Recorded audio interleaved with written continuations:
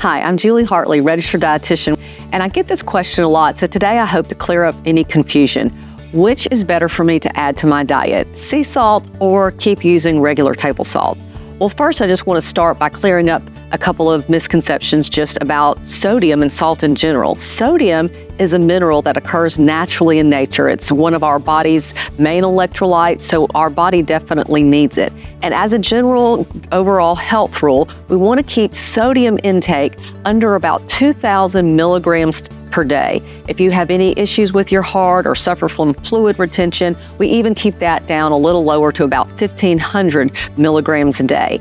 And even if you think, well, I don't even use the salt shaker at all, so I'm probably not getting any, we know that only 15% of your sodium intake comes from the salt shaker and 85% comes from the rest of your food. And since most Americans are eating a highly processed food diet, then we're getting typically 4,000 to 6,000 milligrams of sodium even without using the salt shaker. So most people are getting way more sodium than they even think that they're getting. So with table salt, it is sodium chloride. And what they've done is they've added some iodine, but they also have taken out all of the natural minerals that were ever occurring. So they take out minerals and then add in chemicals like anti-caking agents. They also add in aluminum. So it's very highly toxic. Table salt definitely has been linked to higher blood pressure and is overall heart problems. So we want to avoid it. It's a toxic substance at all costs.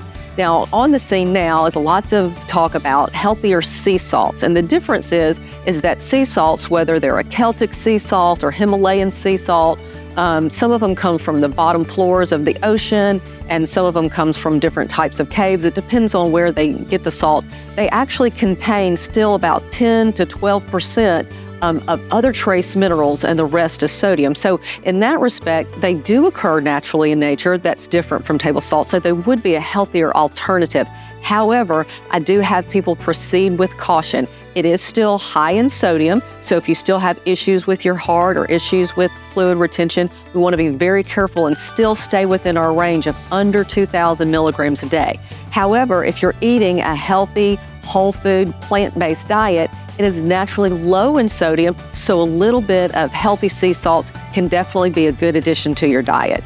So the other issue is iodine. And so now when we talk about sea salts and other salts like Himalayan salts, they do not have added iodine, but even table salt is not a great source of iodine. We want to get more in a food-bound source. So kelp can be a great source. So adding flavor to your foods without salt, using different kinds of minerals. This is a great one to use at the store that has kelp and then other kinds of minerals. Give lots of flavor to your food, but without all the sodium. Same thing with powder. So instead of having garlic salt, which still is lots of sodium, we can add powders to our food and still not sacrifice the flavor, but not have the extra sodium that your body doesn't need.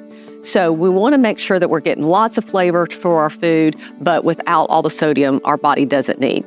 Live well.